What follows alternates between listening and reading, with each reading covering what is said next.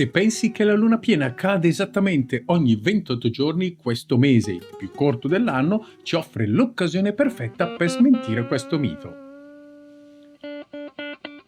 A febbraio 2026 vedremo Selene incontrare per ben 2 volte l'ammasso del Presepe, Messier 44, un brillante raggruppamento di stelle nella costellazione del Cancro. A occhio nudo, l'ammasso appare come una debole macchiolina lattiginosa, ma rivela tutta la sua bellezza se osservato con un binocolo o un piccolo telescopio. Il primo appuntamento è fissato per il 1 febbraio, non appena è calato il buio. Volgendo lo sguardo verso est, noteremo il disco lunare quasi pienamente illuminato. Al plenilunio mancheranno poche ore. Sollevarsi dall'orizzonte, con Messier 44 situato circa 3-4 gradi in alto a destra rispetto al nostro satellite. La congiunzione esatta tra la Luna e l'ammasso sarà avvenuta intorno a mezzogiorno, ma non potendo comandare il cielo, per fortuna, facciamo di necessità virtù e ne osserviamo il lento allontanamento durante la serata. Catapultiamoci ora al 1 marzo. Guardando verso l'orizzonte tra ovest e nord-ovest, circa un'ora e mezza prima del sorgere del Sole, ritroveremo la Luna quasi nella stessa posizione apparente rispetto all'ammasso. Noteremo infatti Messier 44 in basso a destra del disco lunare. Da osservatori attenti noterete però una differenza fondamentale.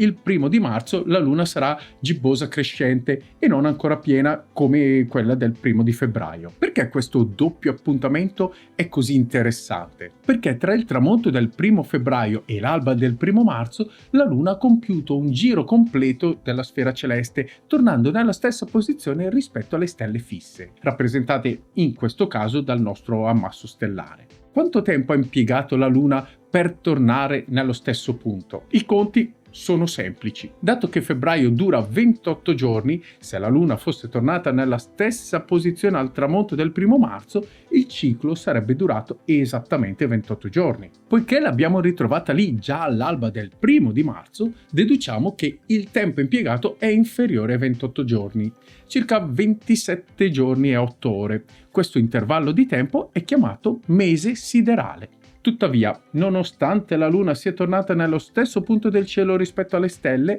il 1 marzo non la vedremo ancora piena. L'illuminazione infatti sarà circa del 97%. Il plenilunio cadrà infatti 2 giorni dopo, il 3 marzo. Questo scarto è dovuto al fatto che, mentre la Luna orbita attorno alla Terra, l'intero sistema Terra-Luna si muove lungo la sua orbita attorno al Sole.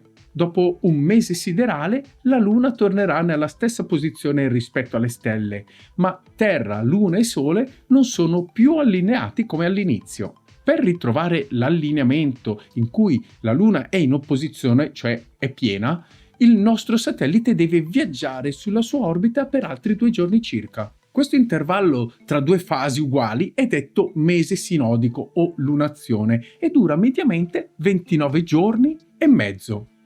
Ecco, questa è un'occasione pratica per vedere direttamente che il plenilunio non cade ogni 28 giorni, come invece dice la tradizione popolare.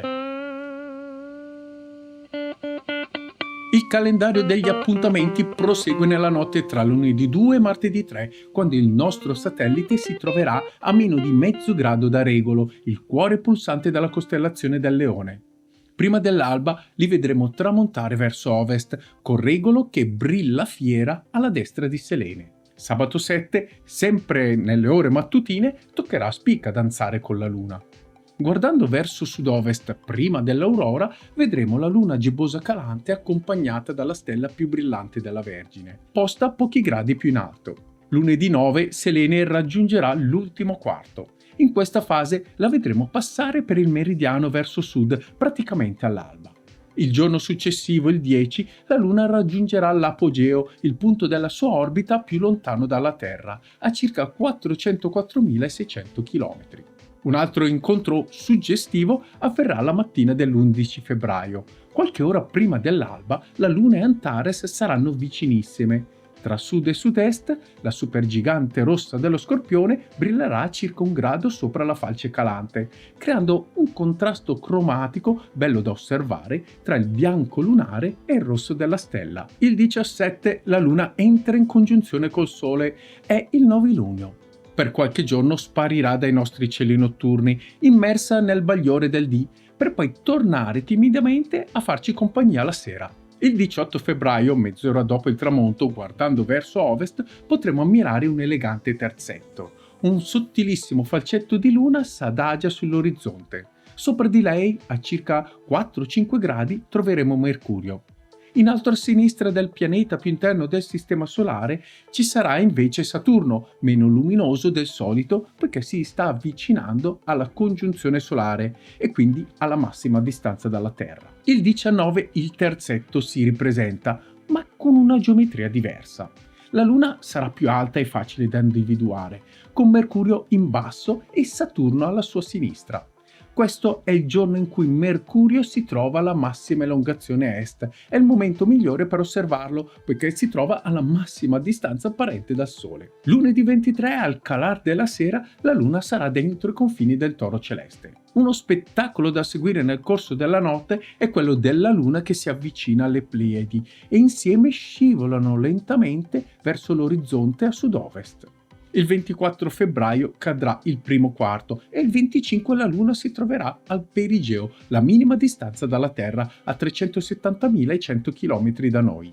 Sono sere perfette per spolverare il telescopio e il binocolo. Infatti, nei giorni prossimi a questa fase, lungo il terminatore, la linea di confine tra il dì e la notte, i crateri e le catene montuose lunari risaltano come un rilievo quasi tridimensionale grazie alle ombre lunghe create dal Sole che in quei luoghi sta sorgendo. Nella notte tra il 26 e il 27 potremo godere dell'abbraccio tra la Luna e Giove.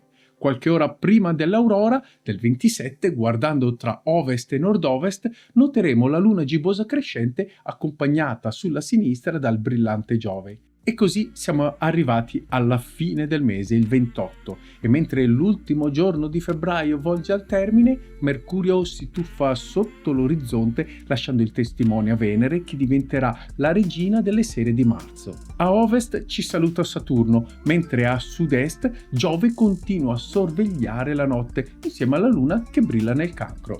Io sono Luca. E questo racconto del cielo nasce dalla preziosa collaborazione tra l'Omino delle Stelle e l'Unione Astrofili Italiani nell'ambito del progetto Occhi al Cielo, un'iniziativa digitale pensata per chiunque voglia muovere i primi passi nell'affascinante mondo dell'astronomia osservativa. Trovate il link in descrizione. Se ti è piaciuto questo viaggio tra le stelle e pianeti e se vuoi supportare questo progetto di esplorazione delle meraviglie del cielo, metti un bel mi piace o un hype, condividilo con gli amici e se non l'hai ancora fatto, iscriviti a questo canale. E ora non mi resta che augurarvi, come sempre, buonanotte e buone stelle.